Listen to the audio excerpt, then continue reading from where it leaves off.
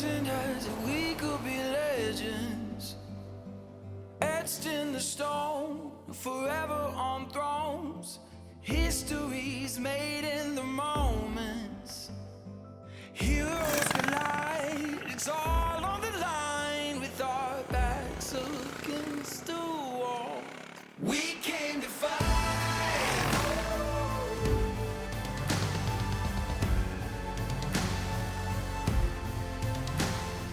Can you imagine the sleepless nights at Royal Enfield when it came to designing an all-new Classic 350? After all, this is the motorcycle that transformed them from a niche company into the world's biggest manufacturer of middleweight machines. So how do you go about giving the Classic 350 the mechanical upgrade it so desperately needs, while also retaining that old school design and charm that millions of customers have fallen in love with? That's gotta be a lot of sleepless nights. Well, one of the key factors that drove the success of the Classic 350 was the way it looked. So you can't really blame Royal Enfield for being extremely cautious not to mess with the formula. The new one is almost impossible to tell apart from a distance, apart from its fresh color schemes. Royal Enfield has even stuck with the authentic look of halogen lighting, but this is in fact a fully redesigned motorcycle and not a single component is carried over from the old bike. While all the panels have been subtly reshaped, Royal Enfield says that they've paid particular attention to the smaller details, and the idea was to elevate the premium feeling from up close. Aside from the mirrors, all the surfaces that look metallic are actually made from metal, unlike the Meteor with its plastic mudguards. Things like the hand-painted pinstripes, the crisp chrome work, the flush-fitting fuel filler cap, and the neatly incorporated pilot lights are just a few examples of the attention to detail that you will appreciate on this motorcycle. There are many small design touches that catch the eye on the new Classic 350. Things like these elegant levers, the oval brake master cylinder, the lovely retro switches, and even something as small as the oil filler cap on the engine. They all stand out in a good way, even though many of them do come from the Meteor 350. The attention to detail is on another level when compared with the old bike, and the new Classic offers a big range of color options available right from the launch. If you don't like the look of the chrome or just the idea of having to maintain it, some of these colors have a blacked out theme, and you can also opt for alloy wheels that support tubeless tires. As before, you can remove the rear seat to give the Classic that clean and iconic single seat look. The new bike, however, no longer has a sprung seat, but Royal Enfield will sell you a couple of aesthetic springs to bring back that look. The instrumentation has also been upgraded, and while it looks very familiar, there's now a small digital screen that has a clock, 2 trip meters, and yes, the Classic 350 now finally has a fuel gauge. But it would have been nice if RE could have also squeezed in a gear position indicator like you get on the Meteor. On the upside, the new Classic now gets an integrated ignition key slot and steering lock, which is another basic modern convenience, and you'll also find a neatly hidden USB charging port. The 2 side boxes can also be opened with a key, which is a small comfort that the Meteor doesn't get, although you won't find much space in these boxes. The top Classic 350 trim we have here gets the Tripper navigation display as standard, but RE says that this should be available as an accessory for the lower models in a few months' time. Unlike the Meteor, this one is mounted flat, and that makes it hard to read in direct sunlight. One of the other few complaints we have with this bike is that the mirrors tend to not stay in place and they require frequent adjusting. Nevertheless, when you take a look at the bike as a whole, it's clear that those of you who adore the Classic 350's design have nothing to worry about. But what about the way this new bike rides?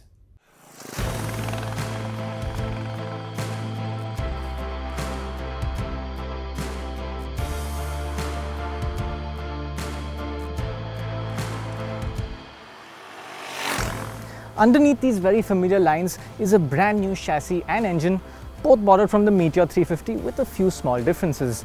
And what that means is that the new Classic 350 is leaps and bounds better to ride than the old one, but it still rides very much like a Royal Enfield. Let's start with the engine. This bike effectively gets the same brand new air-cooled 2-valve 349cc motor along with a smooth 5-speed gearbox that has proven itself over the last year in the Meteor 350. But there are a few small differences. Royal Enfield says that the fueling and ignition timing have both been tweaked slightly for the Classic, and the exhaust system is also different. Without getting too technical, riding the two bikes back to back show that the new Classic doesn't feel quite as responsive as the Meteor, and its performance feels a little more mellow. On the upside, it seems to be even happier carrying low speeds in high gears, and this suits the bike's nature. The differences are quite small, but they are noticeable. However, the one difference that's sure to make customers happy is that the Classic has a slightly different sounding exhaust note to the Meteor 350.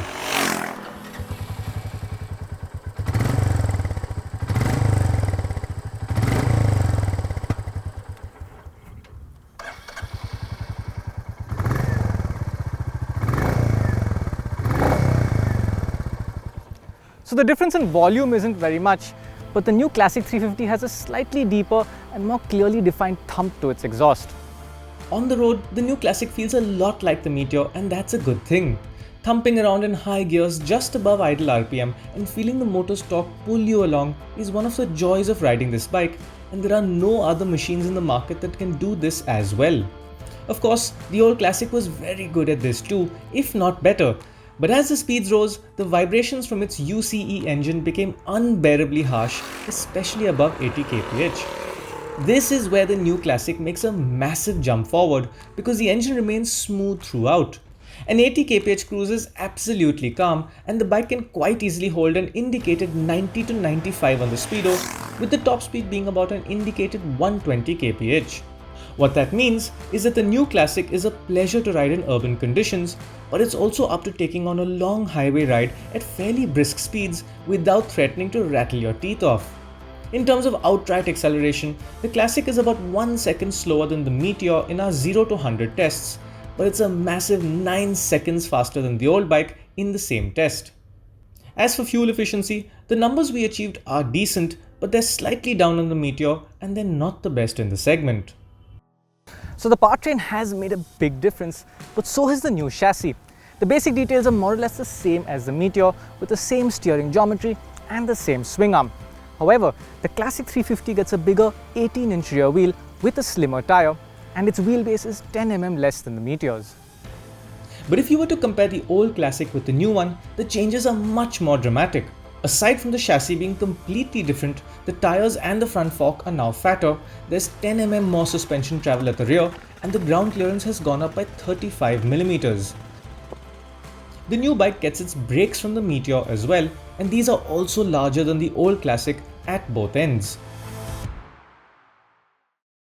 What hasn't changed much from the old one is the riding position. The Classic 350 has always had this super upright, commanding, comfortable riding position, and Royal Enfield says that the seat to foot peg ratio is pretty much identical to the old bike. There is a small change in the placement of the handlebar, however. It's now slightly forward, and the company says they've done that to give you a more connected feel to what's happening with the front end. Effectively, this is still a comfortable and commanding riding position, and like the Meteor, it should fit riders of most shapes and sizes. If you like, there's also an optional lower seat which brings the seat height down by about 30 mm, which will make it almost as low as the Meteor. Out on the road, the new Classic is much more stable and composed at higher speeds than its predecessor. The new chassis and suspension give you a better sense of what's happening at the tires, and the new CEAT rubber itself has plenty of grip for a bike like this. The suspension hardware is similar to the Meteor, but with some additional damping, which results in a slightly firmer feel. This suspension is a little on the firm side, and while it's not what you'd call plush, the bike handles potholes and broken sections just fine. It's apparent that Royal Enfield has set this suspension up to work both in India and in overseas markets. The big improvement though comes in the handling, and the bike has a very stable feel along with more cornering clearance, so the foot pegs don't scrape as easily.